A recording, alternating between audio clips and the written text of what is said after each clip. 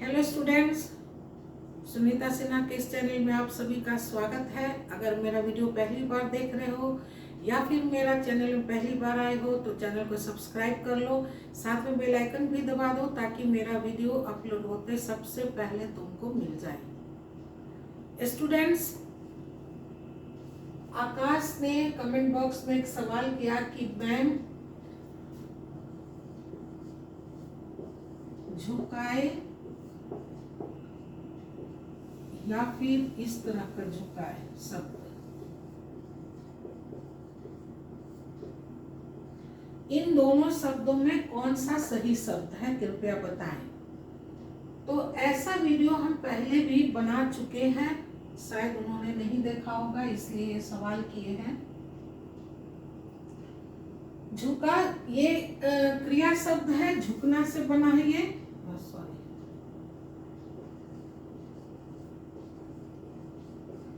ये शब्द जो है ये झुकना क्रिया शब्द से बना है, झुकाए। और क्रिया कैसा शब्द है? विकारी शब्द है, मालूम है हम लोगों को। प्रयोग के आधार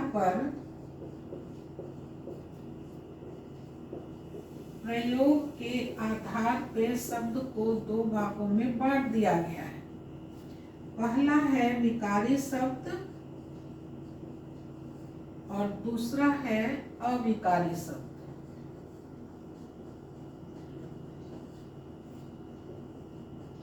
विकारी शब्द और अविकारी शब्द। विकार का मतलब होता है परिवर्तन। विकारी शब्द यानी जो वे शब्द जो परिवर्तित हो जाते हैं, परिवर्तनशील वाले शब्द को कहेंगे विकारी शब्द, और ये उसका विलोम शब्द हो गया अविकारी। अ लग गया, अ का अर्थ होता है नहीं, अविकारी मतलब इनके रूप में कोई परिवर्तन नहीं होगा। तो विकारी शब्द कौन कौन सा है? विकारी शब्द चार प्रकार के हैं। संज्ञा है, विकारी शब्द है संज्ञा। सर्वनाम है, ये भी विकारी शब्द है। विशेषण है, ये भी विकारी शब्द है, इनका भी रूप बदलता है। और चौथा है क्रिया शब्द, ये भी अपना रूप बदलता है। तो जो शब्द लिंग, वचन, कारक और काल के अनुसार अपना रूप बदल देता है या इसके प्रभाव में अपना रूप बदल देता है तो उसे विकारी शब्द कहते हैं। अविकारी यानी कि ये अपना रूप नहीं बदलेगा। ये कौन कौन सा है? ये 5 है। कौन कौन है? क्रिया विशेषण है, क्रिया विशेषण है, संबंध बोधक है,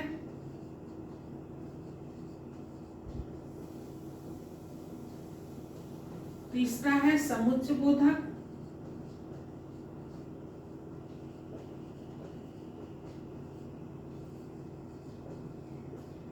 चौथा है विस्मयादि बोधक,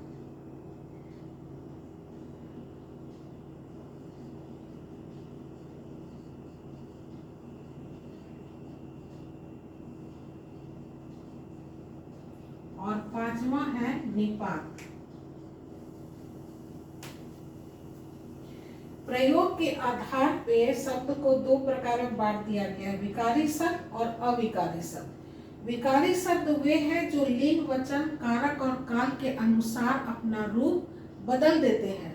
कौन कौन अपना रूप बदलते हैं? संज्ञा शब्द, सर्वनाम शब्द, विशेषण शब्द और क्रिया शब्द।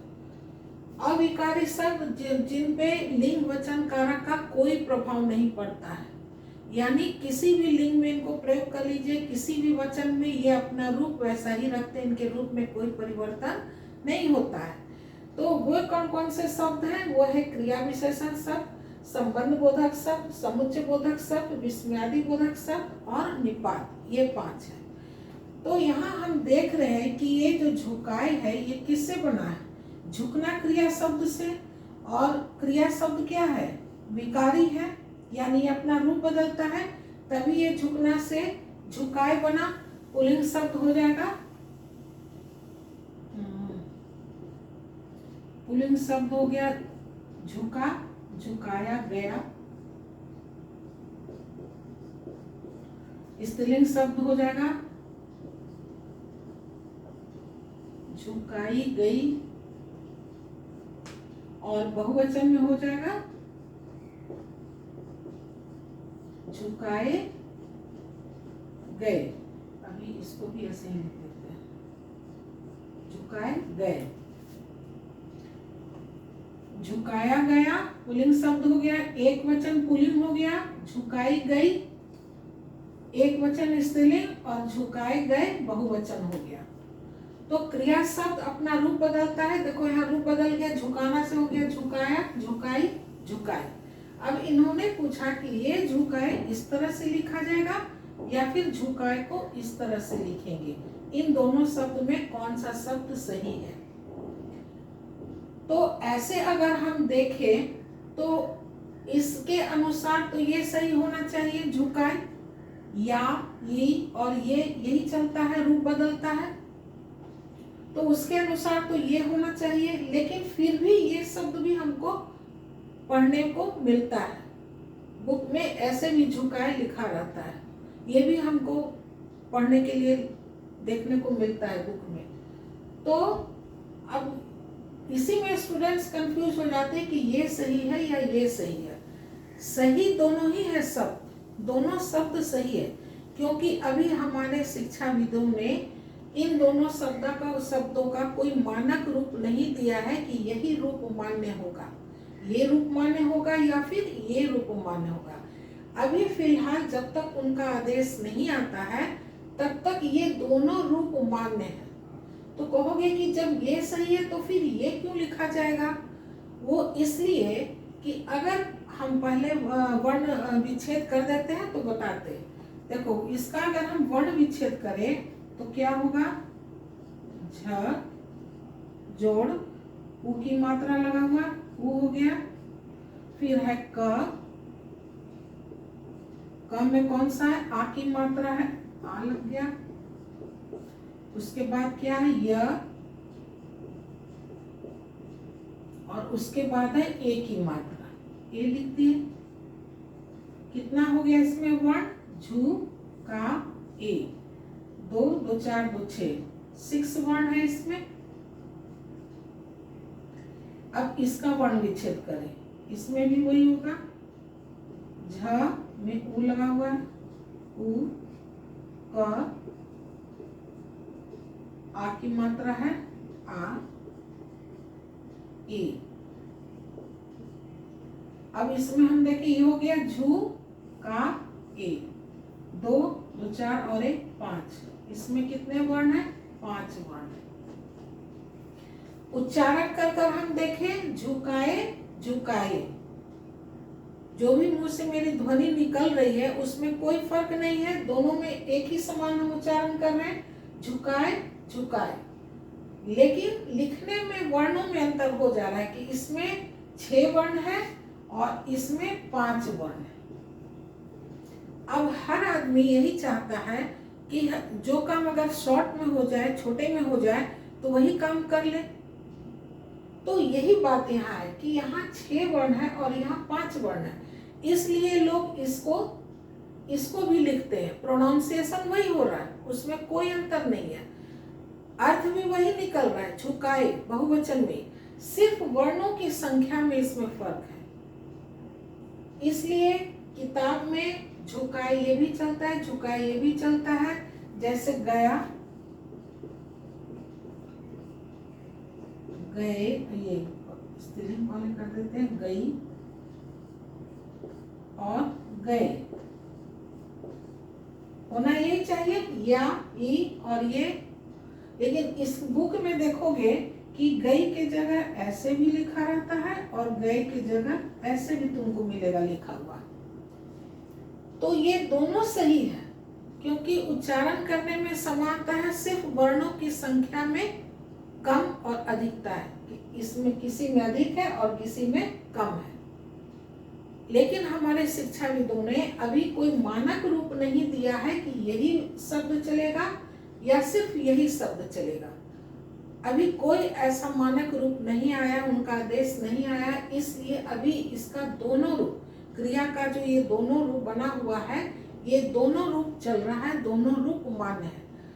तो इस आधार पे हम इस तरह से भी लिख सकते हैं और इस तरह से भी लिख सकते हैं, ये भी गलत नहीं है। इसका सिर्फ ये जो हम उच्चारण कर रहे हैं ये, और वही ये हो गया ए। तो इसके अर्थ में कहीं अंतर नहीं आ रहा है, इसके उच्चारण में कहीं अंतर नहीं आ रहा है, सिर्फ वर्णों की संख्या में अंतर है। तो आप ये भी लिख सकते हैं और ये भी लिख सकते हैं। अभी दोनों ही रूप माने, दोनों रूप को माना गया है और दोनों ही रूप अभी प्रचलन में है। इसलिए अभी किसी नहीं कहा जा सकता है कि यही रूप सही है या फिर ये रूप सही है। जब ऐसा शिक्षाविदों का आदेश आ जाएगा, मानक रूप मान लिया जाएगा कि इन दोनों में से एक ही रूप चलेगा, तो फिर वही रूप लिखा जाएगा। आशा करते हैं कि आकाश को अब समझ में आ गया होगा। ऐसा क्रिया शब्द में बहुत है जो कि लोग लिया, लिए या क्रिया शब्द ही परिवर्तित होता है, रूप अपना बदलता है, इसलिए इसमें कंफ्यूजन हो जाता है स्टूडेंट्स को। तो उम्मीद करते हैं कि अब ऐसा कंफ्यूजन नहीं होगा। हम वाक्य को प्रयोग में कर कर देखेंगे कि ये विकारी शब्द है या अविकारी शब्द है।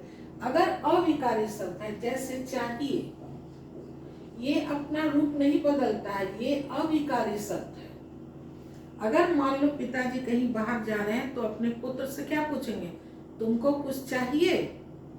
अगर पुत्री से पूछेंगे तो भी वहां कहेंगे तुमको कुछ चाहिए, बेटी तुमको कुछ चाहिए, मैं बाजार जा रहा हूँ, लेते आऊंगा, तुमको कुछ चाहिए। पुत्र से भी, बेटा से भी वही सवाल करेंगे, तुमको कुछ चाहिए। तो चाहिए जो है ये अविकारी शब्द है, ये अपना रूप नहीं परिवर्तित करता है। जब यह अपना रूप परिवर्तन नहीं करेगा तो फिर कैसे हम लिंग में, पुल्लिंग और स्त्रीलिंग में इसको अलग लिखेंगे। लेकिन चूंकि क्रिया शब्द है और ये अविकारी शब्द है, ये अपना रूप बदलता है, इसलिए इसका रूप गया, गई और गए है। लेकिन गए, यहाँ भी हम वही उच्चारण कर रहे हैं गई, और यहाँ भी वही उच्चारण कर रहे हैं गई। यहाँ भी वही उच्चारण हो रहा है झुकाए, यहाँ भी झुकाए। उच्चारण में कोई अंतर नहीं है, उसके अर्थ में कोई अंतर नहीं है, सिर्फ वर्णों की संख्या में अंतर है। और अभी कोई ऐसा नहीं मानक रूप बताया गया है कि इन दोनों में से एक ही रूप मान्य है। इसलिए अभी दोनों ही रूप किताब में देखने को मिलेगा, पढ़ने को मिलेगा। दोनों ही रूप अभी प्रचलन में है, इसमें कोई गलती नहीं है। ये नहीं कहा जा सकता है कि यही रूप सही है या फिर ये रूप सही है। दोनों ही रूप सही है, दोनों ही रूप अभी प्रचलन में है, मान्य में है। उम्मीद करते हैं आकाश को समझ में आ गया होगा, साथ ही उन लोगों को भी जो ये वीडियो देख रहे होंगे वो भी समझ गए होंगे। मेरा वीडियो कैसा लगा कमेंट बॉक्स में जरूर लिखिए। लाइक कीजिए, अगर पसंद आता हो तो लाइक कीजिए, शेयर कीजिए। मेरा वीडियो देखने के लिए आप सभी का बहुत बहुत धन्यवाद। एक नए टॉपिक के साथ नए वीडियो मिलते हैं, तब तक के लिए bye bye and take care.